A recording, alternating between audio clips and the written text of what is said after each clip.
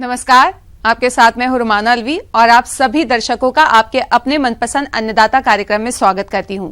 किसान माटी से समृद्ध होते हैं, वे मिट्टी से सोना उपजाते हैं, अपने श्रम से संसार का पेट भरते हैं और मौसम के बदलते मिजाज को पहचानकर अपने कार्य में लगातार जुटे रहते हैं। ऐसे ही भारतीय किसानों को खेतीबाड़ी से जुड़ी हुई बहुत सी नई लाभकारी जानकारी देने के लिए हर रोज सुबह हम आपके साथ आते हैं। तो चलिए कार्यक्रम शुरू करने से पहले देखते हैं क्या है आज के अन्नदाता में। अधिक लाभ के लिए करें ऊंटों की सही ढंग से देखरेख और प्रबंधन।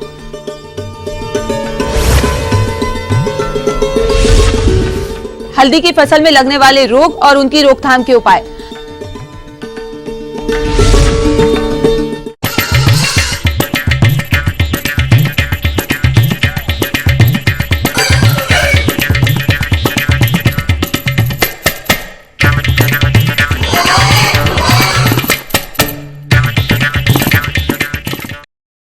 हमारे राज्य में दूर तक फैला रेत का समंदर और इस रेत के समंदर में मनुष्य का हर कदम पर साथ देता रेगिस्तान के जहाज के नाम से मशहूर ऊंट। रेगिस्तान में ऊंट मनुष्य के सुख दुख का सहभागी बनकर परिवहन, खेती, सेना की गश्त आदि सभी कार्यों को आसानी से बखूबी करता आ रहा है और ऊंटों को बढ़ावा देने के लिए राज्य सरकार भी काफी जोर दे रही है। तो हमारे जो किसान भाई ऊंट पालन करना चाहते हैं वे ऊंट की कौन सी नस्लों का चयन करें और किस प्रकार से इसका पालन करें, इस बारे में जानकारी दे रहे हैं राष्ट्रीय ऊष्ट अनुसंधान केंद्र बीकानेर के निदेशक डॉक्टर NP पाटिल।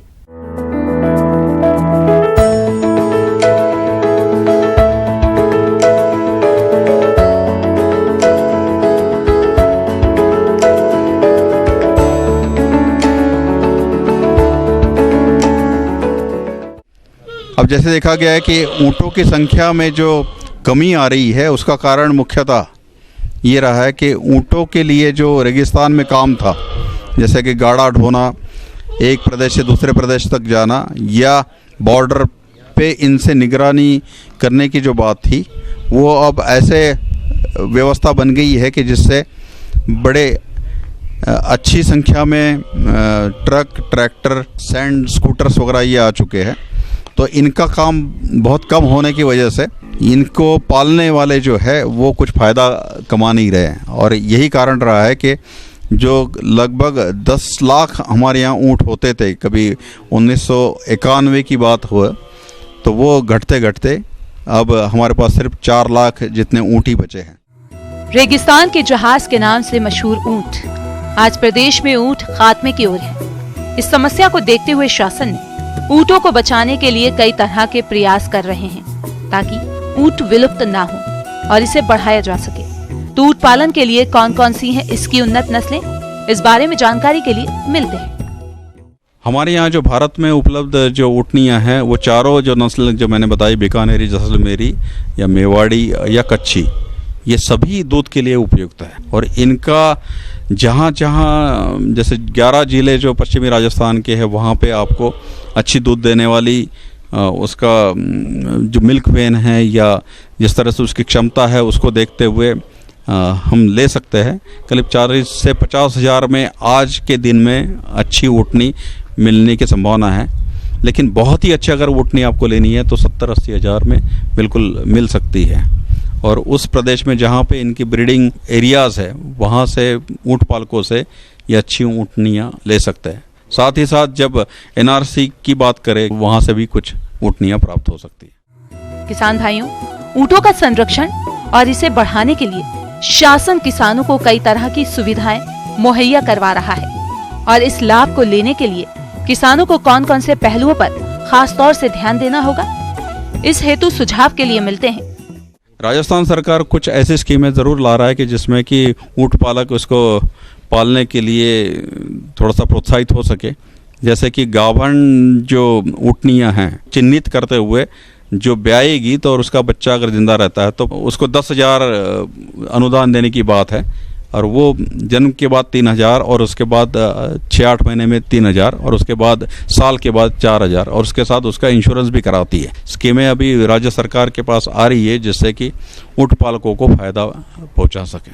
किसान भाई को हम यही कहना चाहेंगे कि जो पशुपालक जो गाय या भैंस पालने के लिए अपना पूरा समय बिताते हैं, अगर ऐसी व्यवस्था बनती है कि ऊँट भी पालना अगर वो सीख ले, और ऊँटनियाँ खास करके जो दूध के लिए अगर आप लेते हो तो छोटे छोटे समूह बना के सामूहिक तरह से करें, और इस दूध को थोड़ा बहुत अगर पाश्चराइज कर सकते हो और पैकेट में आप अगर बेच सकते हो तो बड़े शहरों में इसका व्यापार आप बहुत अच्छी तरह से कर सकते हो। अच्छी मार्केटिंग की व्यवस्था अगर तैयार हो तो इसी दूध का रेट इतनी डिमांड है, उस तरह से कम 400 रुपये लीटर के हिसाब से आप बेच सकते हो। बस बात यह है कि उनको अपने समूह में काम करने की अपनी आदत डालनी पड़ेगी, और सरकार की तरफ से ऐसे समूहों को रजिस्टर्ड करते हुए इस तरह से व्यापार करना सीखना होगा।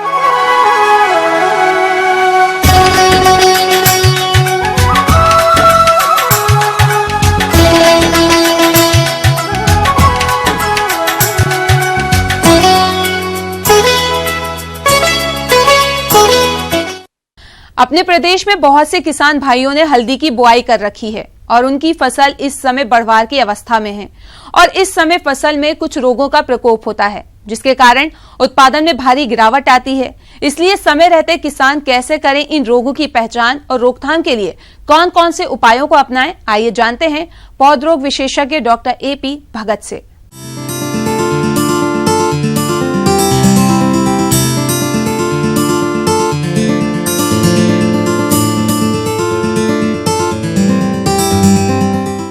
हम लोग हल्दी का उपयोग प्रत्येक समय भोजन के साथ जो भोजन पका हुआ रहता है मिलता है, तो हमें हल्दी जो मिलता है वह एक फसल के रूप में उगाया जाता है हल्दी, और वह फसल हमारे यहाँ देखने को मिलता है। तो वो खेती जो हमारा है कि बृहद पैमाने पर किसान भाई बहुत तरह से इसमें खाद पानी बीज डालते हैं, तो उसके बाद यह पौधा स्वस्थ रहता है। कुछ दिनों के बाद देखते हैं दो फसल लगाने के करीब 1.5-2 महीने बाद से जब पत्तियां 2-4 आ जाती है तो देखते हैं तो हमारे पत्ते में धब्बे धब्बे कुछ दिखाई पड़ने लगते हैं। किसान भाइयों, बरसात का मौसम चल रहा है और इस बदलते मौसम में हल्दी की फसल में कुछ रोगों का प्रकोप अधिक हो रहा होगा, जैसे कि लीफ स्पॉट, कंद गलन आदि। ये रोग फसल को काफी हानि पहुंचाते हैं और इन रोगों की किसानों को पहचान नहीं हो पाती है और वे इन रोगों का समय से नियंत्रण भी नहीं कर पाते। तो किस प्रकार से करें इनकी रोकथाम, आइए जानते हैं। जब यही पौधा खूब बड़ा हो जाता है, जब हार्वेस्टिंग के पहले तक देखते हैं 2-3 महीने पहले, यह इसमें पौधे में जो धब्बा दिखाई पड़ रहा था भूरा छोटा, वह बड़ा हो जाता है। यह जो धब्बा भूरा रंग का है, आब का धब्बा, यह जो है भूरा रंग का, इसके साइज देखेंगे जब एकदम एक सीधा नहीं रहता है, यह ऑब्लोंग कहते हैं, जिसमें टेढ़ा मेढ़ा लग के लगभग 2 से 3 सेंटीमीटर लंबा होता है। जब इसकी चौड़ाई देखेंगे तो करीब 1 सेंटीमीटर होता है। और क्या, इसके बीच में देखेंगे कि उजला उजला, हाँ, ये सब धब्बा के बीच में उजला रंग का रहता है और चारों तरफ भूरा रंग जो है घेरे हुए रहता है। और यह धब्बा का आकार आपस में अगर मिल जाए तो पूरे पत्तियां आपका झुलसा हुआ लगता है और यह कथई रंग का, भूरा रंग का चित्ती जैसा छोटे छोटे धब्बे आपके प्रत्येक पौधे पर निकलते हैं, बहुत सारे संख्या में। अगर एक संख्या रहता तो वह कम हानि करता है। भूरा रंग धब्बा होने से क्या हानि है फसल में कि हमारा जो पत्तियां हैं वह भोजन बनाती हैं और यह भोजन हरे रंग के कारण बनता है और उस जगह हमारा यह भूरा रंग हो जाता है पौधे पत्तियों पर, तो वह हमें भोजन जो बनाने की क्रिया है कम हो जाता है। वही भोजन वह हमारे हल्दी के रूप में ज़मीन के नीचे दिखाई पड़ता है, जिसमें ज़्यादा भोजन बनेगा, जो फसल ज़्यादा स्वस्थ रहेगा, उसमें उपज ज़्यादा होगा।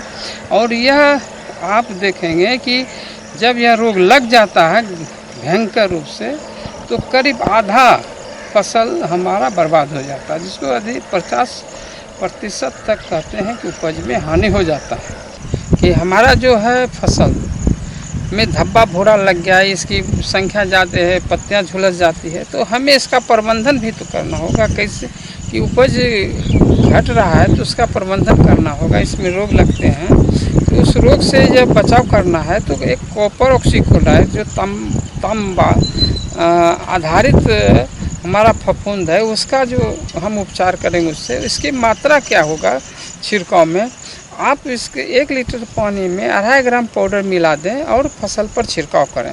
अब बात आती है हमारे किसान भाई कि कितना छिड़काव करें, कब करें।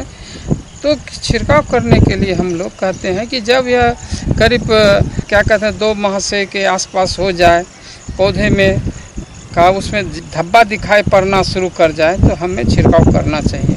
पूरे फसल में कम से कम 3 छिड़काव तो अवश्य होता है और यह छिड़काव जो आपका करना है कि 2 से 3 सप्ताह मतलब 14 दिन पर भी कर सकते हैं और ज़्यादा लेट होते कई दिन पर जरूर दोहरा देना है। हमें लगभग ये इंटरवल हुआ, ये अंतराल है, ऊपर से कितने हमें 3 छिड़काव अवश्य करने चाहिए। और जब वो किसान भाई यह देखेंगे कि इसके छिड़काव करने के बाद भी अगर 1 महीने के बाद कभी धब्बे दिखाई पड़े तो आप धब्बा पर जरूर कॉपर ऑक्सीक्लोराइड का छिड़काव करें।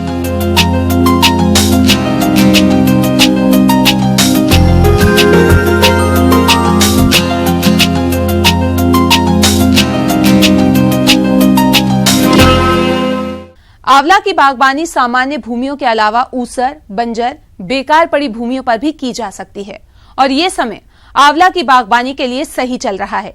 इस समय पौधे लगाने पर जल्दी लग जाते हैं, लेकिन किसान भाइयों को आंवला के बाग लगाने से पहले कई तकनीकी बातों को ध्यान में रखना होगा, तभी इन बागों से आगे चलकर अच्छी फलत मिल पाएगी।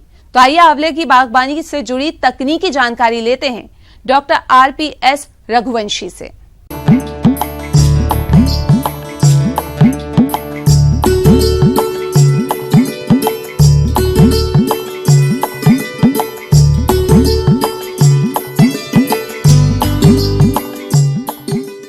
तो ख़ास तौर से मैं जो बागवान लोग हैं उनको मैं इस समय अगर आंवले के बगीचे तैयार करना है तो मुख्य रूप से 4-5 विषयों पर ध्यान रखना चाहिए। तो सर्वप्रथम जैसे कि मिट्टी की जो है किस प्रकार की मिट्टी है, उसकी किस्म क्या है। आंवले की बागवानी बलुआई और चिकनी मिट्टी में सफलतापूर्वक की जा सकती है। आंवले की बागवानी के लिए बलुआई दोमट मिट्टी सर्वोत्तम होती है। अगर आपकी भूमि ऊसर है जिसका pH मानक 6.5 से 9.5 के बीच है, वहां भी इसकी बागवानी कर सकते हैं। मई के महीने में जो भी किसान जो है बागवान अगर वो आंवले के बगीचा तैयार करना होगा तो वो अपना गड्ढा बना चुके होंगे। गड्ढे की साइज क्या होती है वो सब वो तैयार कर लिए हैं। किसान भाइयों, वही पौधे सही तरीके से लगते हैं जिनकी रुपाई के लिए गड्ढे पहले से यानी गर्मी के मौसम में खोदे जाते हैं। अगर आपने किसी कारण गर्मी में गड्ढा की खुदाई नहीं की है और आपको रोपाई करनी है तो उस दशा में अगर अच्छी धूप हो रही है तो अभी भी गड्ढा खुदाई करके 8 से 10 दिन के लिए छोड़ दें और जरूरी खाद उर्वरक और कीटनाशी मिलाकर गड्ढे की भराई कर दें और अच्छी बरसात हो जाने के बाद पौधों की रुपाई करें। तो लगाने के समय में इस बात का ध्यान रखें कि जिस गड्ढे में हमको पौधा लगाना है उस गड्ढे को जो मिट्टी आपने बाहर किया था तो जो ऊपर की मिट्टी होती है उपजाऊ होती है, नीचे की मिट्टी उपजाऊ नहीं होती है। तो ऊपर की मिट्टी जो होती है उसमें आप जो है जैसे पौधा लगाने के बाद कभी कभी होता क्या है कि पौधा किसान भाई जब ले आते हैं तुरंत गड्ढा खोदते हैं और लगा देते हैं, उसके बाद पौधे के जो है देखेंगे तो सूखना शुरू हो जाता है और किसान समझ नहीं पाता कि पौधा किस कारण से सूख रहा है।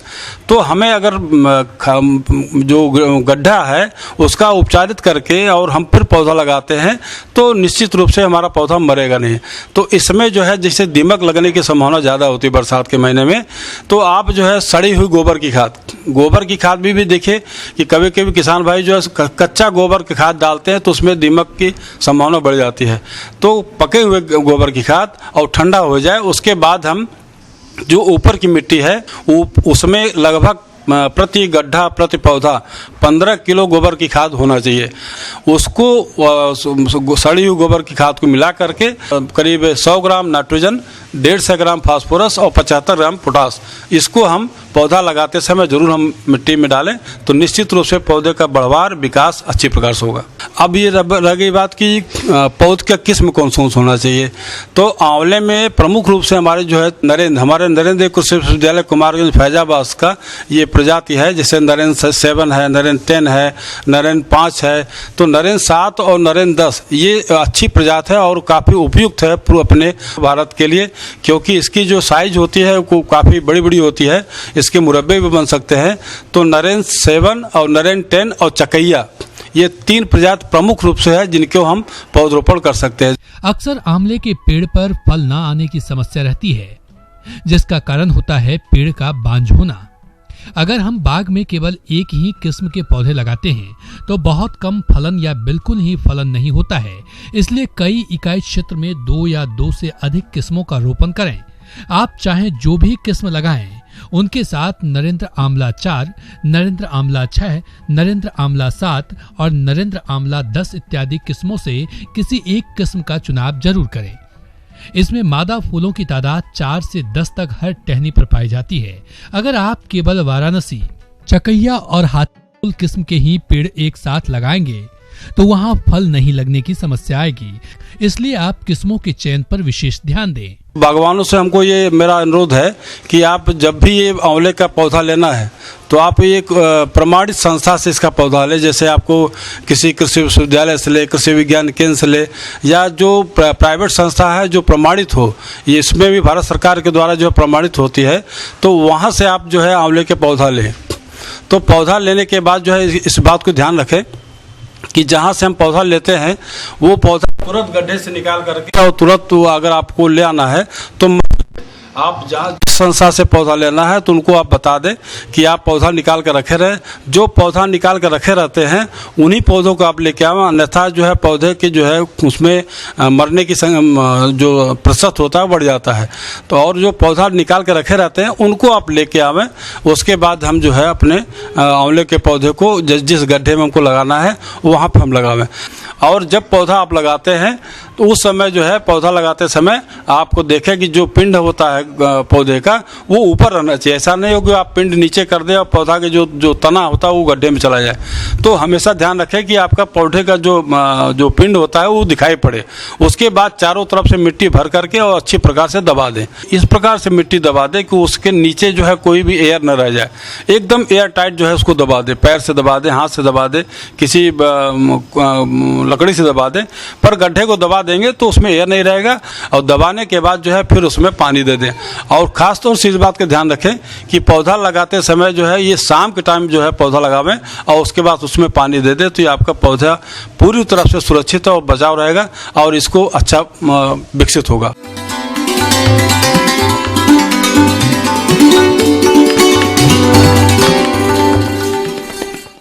जॉन डियर अन्नदाता हेल्पलाइन निःशुल्क फोन संपर्क सेवा के माध्यम से आपके द्वारा पूछे गए प्रश्नों में से 1 या 2 महत्वपूर्ण प्रश्न हम अपने कार्यक्रम में शामिल करते हैं। इसी के तहत आज का चयनित प्रश्न और उसका जवाब इस प्रकार है। अन्नदाता निःशुल्क फोन संपर्क सेवा के माध्यम से पूछे गए प्रश्नों में से आज हमने जिस प्रश्न को कार्यक्रम में शामिल किया है उसे पूछा है ग्राम रामपुरा, जिला पाली के कृषक लोकेश यादव ने। यह वर्मी कंपोस्ट बनाने की उन्नत तकनीक के बारे में जानकारी चाहते हैं। तो लोकेश यादव जी, आपकी जानकारी हेतु प्रस्तुत है कार्यक्रम का यह अंश।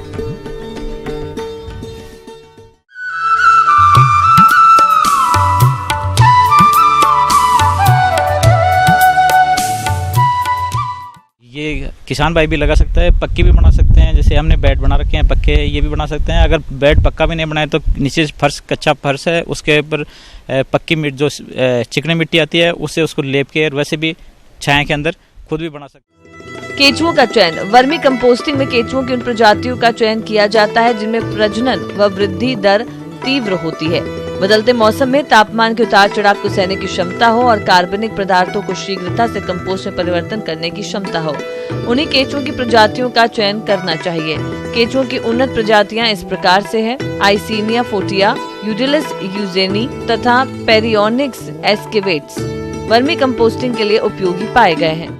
जो यहाँ पे हमने मोस्टली काम में लेते हैं वो एसिना फर्टिला काम में जो वैरायटी होती है इस केंचुए की वो काम में लेते हैं। इस वर्म की इसकी जो रेट रहती है 200 से लेके 250 रुपये तक पर केजी इसकी रेट रहती है केंचुए की। ये जो हमने बना रखे हैं ये पक्की बेड बना रखी हैं। जो हमने बेड बना रखी हैं वो बेड हैं हमारी ये 8 फीट चौड़ी हैं और 20 फुट लंबी हैं। इस बेड की जो हाइट है वो 1.5 से 2 फीट तक इसकी हाइट होनी चाहिए।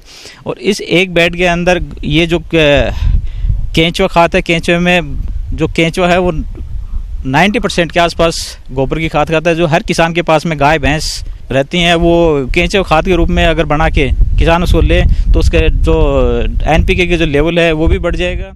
वर्मी कंपोस्टिंग के लिए उपयोग में लाए जाने वाले पदार्थ, इसके लिए गाय, भैंस, भेड़ तथा मुर्गियों इत्यादि का मल, बायोगैस स्लरी, शहरी कूड़ा, व्यर्थ पदार्थ, फसल अवशेष, घास फूस और पत्तियां, रसोई घर का कचरा आदि का उपयोग किया जा सकता है। कंपोस्ट बनाने के लिए सबसे नीचे की सतह पर 5 सेंटीमीटर मोटे कचरे, घास फूस, केले के पत्ते, पेड़ पौधों के पत्ते, फसलों के डंठल आदि को तह में बिछाएं और इसके बाद इस तह पर सड़े हुए गोबर की 5 सेंटीमीटर की तह बनाएं तथा पानी छिड़क कर 1000 से 1500 केंचुए प्रति लीटर की दर से छोड़ें। इसके ऊपर सड़ा हुआ गोबर और विभिन्न व्यर्थ पदार्थ जिनसे खाद बनाना चाहते हैं 10 से 3 के अनुपात में डालें। इसके बाद कंपोस्ट को टाट या बोरी से ढक दें। इस पर पानी का प्रतिदिन आवश्यकता अनुसार छिड़काव करें ताकि नमी का स्तर 40% से ज्यादा रहे। ये जो बेड है अगर इसके अंदर अपन डालते हैं तो ये 2 महीने में जो आपकी खाद है वो कंप्लीट तैयार हो जाएगी। जब लास्ट में जो तैयार हो जाती है उसमें जो चाय के दाने होते हैं उस हिसाब से ये अलग अलग खुली बिखर जाएगी। आपको देखने में ऐसे लगेगा जैसे चाय की पत्ती पड़ी हैं, उसमें पूरी काली और उस हिसाब से आपको दिखने लग जाए। उसमें आप समझना कि ये जैसे जैसे इसके ये खाते जाएंगे और ये इसकी वर्मी कंपोस्ट से तैयार हो जाए, ऊपर से अगर अपन इसको धीरे धीरे उतार के जो भी चलना वगैरह होता है उसमें से छान के इसको अलग लेते हैं और जो भी केंचुए वगैरह रहते हैं उस केंचुए को वापस अपन अपने बेड में डाल दें। किसानों की सजेस्ट ये है कि अगर कच्ची खाद अगर खेत में डालेंगे तो दीमक हो जाएगी। दूसरी है कि उसकी रेट, कच्ची खाद होती है उसकी रेट 1.5 से 2 रुपये तक आपको मिलती है। इसकी रेट है अगर आप इसको तैयार करके बेचते हैं तो इसको 5 रुपये पर किलो के हिसाब से इसकी रेट भी मिल जाएगी। दूसरी चीज़ है अगर इसको खेत में काम लेते हैं तो उससे जो आपकी गोबर की खाद है उससे जस्ट डबल इसका एनपीके की रेट भी आपकी बढ़ जाएगी। इसलिए अगर किसान चाहें तो इसको अपने खेत पे करें और ज़्यादा से ज़्यादा इसका लाभ लें। अब आइए देखते हैं कल दिखाए जाने वाले कार्यक्रम की मुख्य झलकियां। अधिक लाभ के लिए करें ऊंटों की सही ढंग से देखरेख और प्रबंधन।